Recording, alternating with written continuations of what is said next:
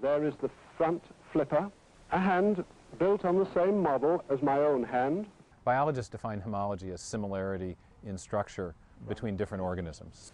Now this has the same design exactly as your arm. There's the upper arm. My textbook one bone. would show the forelimb, a hand, and it would show a bat's wing and a whale's flipper, and say because they have similar structure, have similar bone pattern, that they must share a common ancestor.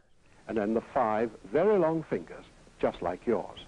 Homology was something that biologists discovered long before Darwin.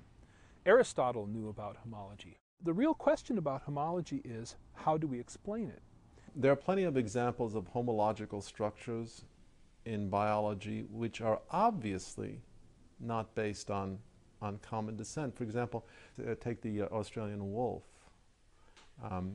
which, except for the reproductive system, features a wide variety of organ systems that are absolutely homological to the North American timber wolf.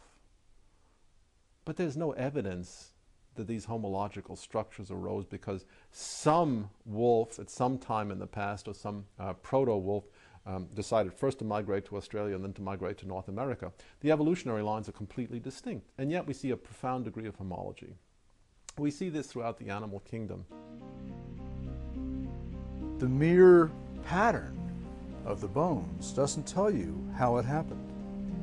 You have to supply a mechanism to explain how it got that way. Well, Darwin's mechanism, as understood by modern Darwinists, was genetic. You inherited similar genes, and these genes made the bones grow the way they do. The problem is that the evidence doesn't fit that explanation. According to modern Darwinism, if two structures are similar because of common ancestry, each structure should be produced by similar genes and go through a similar pattern of development in the embryo. But contrary to these predictions, biologists are learning that homologous structures can be produced by different genes and follow different patterns of development. For example, biologists consider the body segments of fruit flies and wasps as homologous. Darwinism predicts that these similarities should be due to the same gene, but in fact, different genes account for the development of body segments in these insects. This contradicts the idea that homology must point to common ancestry. In the same way, many body structures considered homologous by biologists develop in embryos in fundamentally different ways. One example is the gut in vertebrates. If the Darwinian theory were correct, the process by which the gut is constructed should itself be homologous. In fact, this isn't the case. We know, for instance, that in different vertebrates, the gut is constructed in very different ways during development. In sharks, the gut develops from cells in the roof of the embryonic cavity. In lampreys, the gut develops from cells on the floor of the embryonic cavity. And in frogs, the gut develops from cells in both the roof and the floor.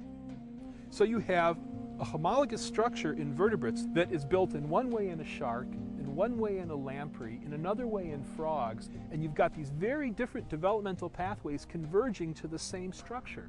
This is very hard to reconcile with Darwinian common descent. These marine reptiles were built on much the same plan as you are. I would say in the past 20 years of studying this problem that biology is now entering what can only be described as a revolution, because the evidence is so overwhelmingly against the conventional Neo-Darwinian view.